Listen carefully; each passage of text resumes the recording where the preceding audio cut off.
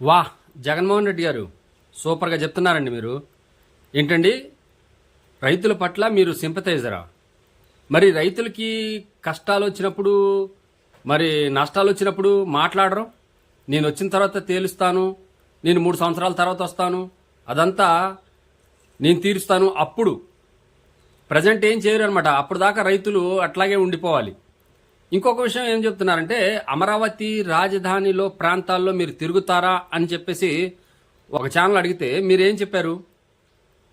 ఏం చెప్పారండి? నేను ఎప్పుడు రైతులకి సింపథైజర్ అంటున్నారు. ఇప్పుడు అక్కడ దాదాపు 50,000 మంది రైతులు అమరావతిలో తన సొంత పొలాలు ఇచ్చారు. ఇచ్చిన తర్వాత ఇప్పుడు మావిగన్ మేము నెక్స్ట్ ఎన్నికలకి మేము మావిగన్ అని పేరు పెట్టుకొని వెళ్తాము, మావిగన్కి వేసే వాళ్ళందరూ మాకేస్తారు, అమరావతి వేసే వాళ్ళందరూ చెప్పి మాట్లాడుతూ ఉన్నారు కూటమికి.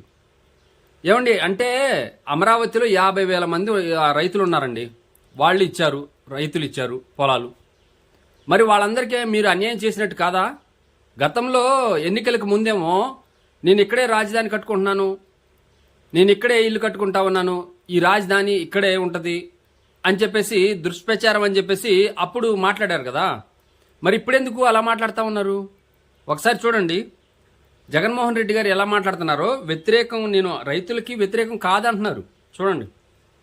మీరు పర్యటించే అవకాశం అంటే నేను పర్యటించడం పెద్ద పెద్ద పని ఏం కాదు. అక్కడ సమస్య ఎక్కడ వస్తుందని అంటే, నేను పర్యటించడం వల్ల దాన్ని పొలిటిసైజ్ చేస్తాను. ఇంకా నేను పోయినాను అనుకో, స్ట్రైట్గా ఏదో అమ్మన్నట్టుగా అంటారు చూసినామా, జగన్ అమరావతికి వ్యతిరేకం కాబట్టి అనేది ప్రొజెక్షన్ చేస్తారు తప్ప నేను వ్యతిరేకం కాదు. నేను రైతుల సింపథైజర్. రైతులకు అక్కడ జరుగుతూ ఉన్న అన్యాయాన్ని ఏదైతే జరుగుతూ ఉన్నాయో రైతులే చెప్తా ఉన్నారు. ఎందుకు అన్యాయం చేస్తా ఉన్నాం అని చెప్పి రైతుల తరపున మనం అడుగుతా ఉన్నాం, ప్రశ్నిస్తా ఉన్నాం. రైతులకి సింపథైజర్ అంట అంటే అమరావతిలో ఉన్న రైతులకి సింపథైజర్ కాదా? ఏమండి, ఎన్టీఆర్ గారు బతికుంటే చంద్రబాబు నాయుడు గారి గురించి ఆయన చెప్పేవాళ్ళు ఏమని చెప్పేవాళ్ళో చెప్తా ఉన్నారు జగన్మోహన్ రెడ్డి గారు. ఒకసారి వినండి, తర్వాత మాట్లాడదాం. బతికుంటే చంద్రబాబు నాయుడు గారిని ప్రశ్నించేంత సమయం ఆయనకు ఉండింటే ఆయన కూడా రౌడీ షీటర్. ఎవరైనా ఆయన ప్రశ్నిస్తే రౌడీ షీటర్.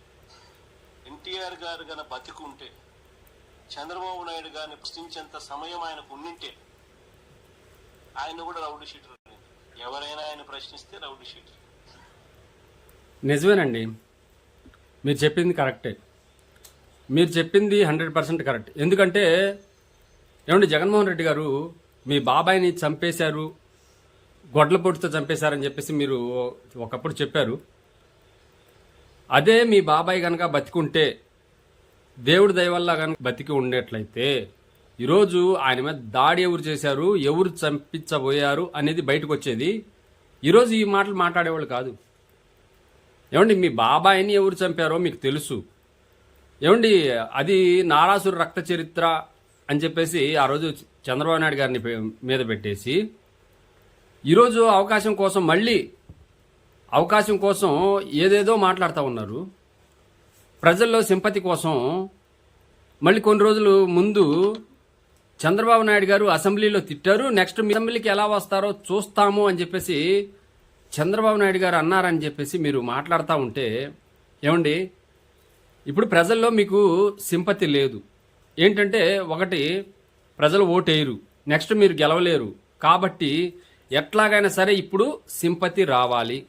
సింపతి రావాలి కాబట్టి మా నాన్నగారిని చంద్రబాబు నాయుడు గారే చంపించారని అసెంబ్లీలో ఉన్నప్పుడు వార్నింగ్ ఇచ్చారని, మళ్ళీ ఇప్పుడు ఏమంటున్నారంటే ఎన్టీఆర్ గారు బతుకుంటే కనుక ఆయనకి మాట్లాడే టైం ఉంటే కనుక అన్ని కూడా రౌడీ షీటర్గా చేస్తారు అంటున్నారు. ఏమండి, మీ బాబాయ్ గారు కనుక బతికి ఉన్నట్లయితే ఖచ్చితంగా ఎవరు చంపారు, ఎవరు చంపించారనేది కూడా బయటకు వచ్చేది. అవునా కాదా? మీరు చెప్పండి.